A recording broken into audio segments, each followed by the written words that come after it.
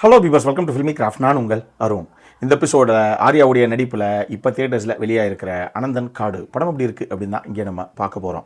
இந்த படத்துடைய ஆரம்பத்திலேயே கோவாவில் ஒரு ரிசார்ட் மாதிரி ஒரு செட்டப்பில் சுனில் தன்னுடைய மக நிச்சயதார்த்தத்தை நடத்திக்கிட்டு இருக்காப்புல. அப்போ திடீர்னு ஒரு 4 பேர் களத்தில் இறங்கி துப்பாக்கி முனையில் சுனிலை பிடிக்கிறாங்க. உண்மையாக இந்த 4 பேர் யார், எதுக்காக அப்படி ஒரு தருணத்தில் போய் சுனிலை பிடிச்சாங்க, இவங்களுக்கும் சுனிலுக்கும் அப்படி என்னதான் பஞ்சாயத்து அப்படின்னு அங்கேருந்து கதை ஃப்ளாஷ்பேக்கு கட் பண்ணி போக ஆரம்பிக்குது. இப்படி மொத்த கதையும் சொல்கிறதுக்கு ரொம்ப நேரம் ஆகும். ஆனால் இதுக்கப்புறம் என்ன நடந்தது அப்படிங்கிறது தான் இந்த படத்துடைய மொத்த கதையை. இந்த படத்தை பொறுத்தளவுக்கு இந்த படம் ஒரு பொலிட்டிக்கல் ஆக்ஷன் த்ரில்லர் படம்.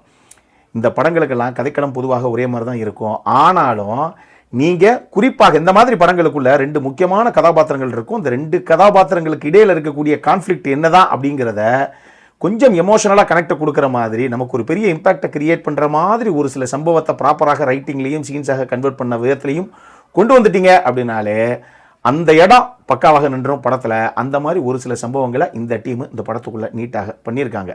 இதை முரளி கோபி எழுதி ஜெயன் கிருஷ்ணகுமார் அப்படிங்கிற நபர் இயக்கியிருக்காரு. இந்த 2 பேருடைய ஒர்க்லையுமே நிச்சயமாக மணி சாருடைய படங்கள்லேருந்து பெருசாக இவங்க இன்ஸ்பயர் ஆகியிருக்காங்க அப்படிங்கிறது நமக்கு தெரியுது.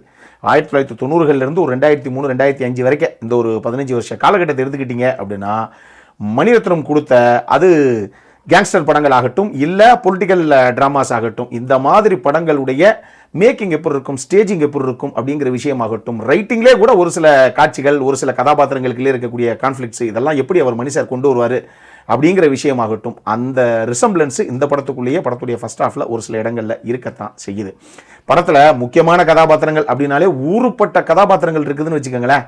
உதாரணத்துக்கு ஆர்யாவாகட்டும், முரளி கோபி, இந்திரன்ஸு, தேவ்மோகன், அப்பனி சரத், சாந்தி பாலச்சந்திரன், விஜயராகவன், அச்சுத் குமார், சொல்லிக்கிட்டே போகலாம். அம்புட்டு கதாபாத்திரங்கள், சுனில், நிறைய பேர் இருக்காங்க. அவ்வளவு ஆர்டிஸ்ட்டுமே அவங்கவுங்களுக்கு கொடுக்கப்பட்ட கதாபாத்திரத்துக்கு என்ன தேவையோ அதை கனக்கச்சிதமாக கொண்டு வந்திருக்காங்க. பெர்ஃபார்மன்ஸில் யாரையுமே இம்மி கூட கை காட்ட முடியாது, அட்டகாசமாக கொண்டு வந்திருக்காங்க எல்லாருமே. அதே நேரத்தில் டெக்னிக்கலி ஹை ஸ்டாண்டர்ட்ஸில் ஒரு படமாகத்தான் இந்த படம் பட்டுச்சு, குறிப்பாக இந்த படத்துடைய ஃபர்ஸ்ட் ஹாஃப் பார்க்கும்போது. ஏன்னா இதுக்குள்ளே ஒரு ஸ்லம் ஏரியாவுடைய செட்டு ஒன்று இருக்குது, ஒரு திருவிழா செட்டு ஒன்று இருக்குது. ப்ரொடக்ஷன் டிசைன் டீம் எல்லாம் அந்த அளவுக்கு தத்ரூபமாக கனக்கச்சிதமாக கொண்டு வந்திருக்காங்க. அந்த பேக்ட்ராப்ஸ் எல்லாத்தையும் அவ்வளவு தூரம் சூப்பராக இருக்குது அவங்களுடைய ஒர்க்கு. ஸ்டேஜிங்காக, மேக்கிங்காக, சினிமோட்டோகிராஃபி ஆகட்டும், மியூசிக் ஆகட்டும்னு சொல்லி பல விஷயங்கள் எந்த அளவுக்கு இந்த கதைக்கு சப்போர்ட்டிவாக இருக்கணுமோ அந்த அளவுக்கு சூப்பராகவே கொண்டு வந்திருக்காங்க. இதை தாண்டி அச்சுத் குமாருக்கும் விஜயராகவனுக்கும் இடையில் இருக்கக்கூடிய அந்த கான்ஃப்ளிக்ட், சுனிலுக்கும் சாந்தி பாலச்சந்திரனுக்கும் இடையில் இருக்கக்கூடிய அந்த கான்ஃப்ளிக்ட், ஆர்யாவுக்கும் அச்சுத் குமாருக்கும் இடையில் இருக்க வேண்டிய அந்த கான்ஃப்ளிக்ட்னு ஒரு கான்ஃப்ளிக்டையுமே ரைட்டிங்கில் நமக்கு அந்த ஒரு கனெக்டை கொடுக்குற மாதிரியே கொண்டு வந்திருக்காங்க. இந்த படத்துடைய ஃபர்ஸ்ட் ஹாஃப் ஆக்சுவலி பெருசாக ஓரளவுக்கு எனக்கு சுவாரஸ்யமாக பட்டுச்சு அப்படின்னா அதுக்கு முக்கியமான காரணமே இத்தனை ஆஸ்பெக்ட்ஸும் தான். சரி, இதெல்லாம் ஒரு பக்கம் இருக்கட்டும். இந்த படத்துடைய பிரச்சனை எங்கே சார் அப்படின்னா, நான் முதல்ல சொன்னது தான், இது இந்த பொலிட்டிக்கல் ஆக்ஷன் த்ரில்லர் படங்களுக்கு மட்டும் கிடையாது. இந்த பொலிட்டிக்கல் ஆக்ஷன் த்ரில்லர்ஸ், இந்த கேங்ஸ்டர் ட்ராமாஸ், இல்லை ஸ்பை ஆக்ஷன் த்ரில்லர்ஸ், இது எல்லா படத்துக்குமே மோரார்லெஸ் இந்த கதைக்களங்கள்ங்கிறது ஒரே மாதிரி தான் இருக்கும். இது நம்ம பார்த்து பழகின ஒரு கதைக்களம் தான். இது வரைக்கும் நீங்கள் பார்க்காத புதுசாக இது வரைக்கும் யோசிச்சு கொண்டு வந்துட்டாங்க எல்லாத்தையும் அப்படின்லாம் நான் சொல்ல மாட்டேன். நான் தான் சொன்னேன், மணிசார் படத்துலேயே அந்த மாதிரி பல விஷயங்களை நம்ம பார்த்துருக்கோம். அதனால் கதையாக பார்த்தீங்கன்னா இது கொஞ்சம் பழைய சம்பவம் அப்படின்னு தான் நான் சொல்லுவேன். ஆனால் ஃபர்ஸ்ட் ஹாஃபில் படம் ஆரம்பிக்கும் போதே இப்போ நான் அந்த சுனில் சம்பவம் சொன்னேன் இல்லையா, இதை முடிச்சதுக்கப்புறம் ஒரு ஈழத்தமிழருடைய பிரச்சனையை ஜஸ்ட் ஒரு 10-12 நிமிஷத்துக்குள்ளே பேசியிருப்பாங்க. அந்த சீன்லாம் பயங்கர இம்பாக்டை கிரியேட் பண்ணி விட்டு என்னென்ன அட்டூழியம் பண்ணியிருக்காங்க அப்படிங்கிற அளவுக்கு நமக்கே ஒரு பெரிய ஃபீல் கொடுக்குற அளவுக்கு அவங்க கொண்டு வந்து விட்டுருந்தாங்க. அதை அந்த மாதிரி ஈவன் அதனுடைய கான்சிக்வன்சஸாக அடுத்தடுத்த காட்சி அமைப்புகள் எல்லாமே இந்த மொத்த ஃபர்ஸ்ட் ஹாஃபே நீங்கள் எடுத்துக்கலாம், முடிஞ்ச அளவுக்கு சுவாரஸ்யமாக கொண்டு வந்திருந்தாங்க. வேற செகண்ட் ஹாஃபுக்குள்ளே போகும்போது ஃபர்ஸ்ட் ஹாஃபில் இருந்த அந்த சுவாரஸ்யமும் சரி, ஃபர்ஸ்ட் ஹாஃபில் இருந்த அந்த கிரிப்பிங்கும் சரி, அப்படியே டீரியல் ஆகி போன மாதிரி எனக்கு ஒரு ஃபீலு. செகண்ட் ஹாஃப் அப்படிங்கிறதே ஒரு பெயரளவில் தான் இருக்கே தவிர ஃபர்ஸ்ட் ஹாஃப் கொடுத்த எந்த ஒரு இம்பாக்டையும் இந்த படத்துடைய செகண்ட் ஹாஃபால் நம்மளால் பெருசாக கிரியேட் பண்ணவே முடியல.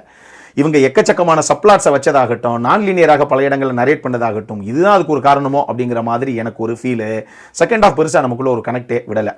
இந்த படம் ரொம்ப ராவாக இருக்காங்க. அப்புறம் ஆடியன்ஸுக்கு என்டர்டைன்மெண்ட் ஃபேக்டர் என்ன தான் இருக்குது, போட்டு விடுங்க ஒரு குத்துப்பாட்டை அப்படின்னு பரத்தை வச்சு ஒரு குத்துப்பாட்டு ஒன்று போட்டு வச்சிருக்காங்க.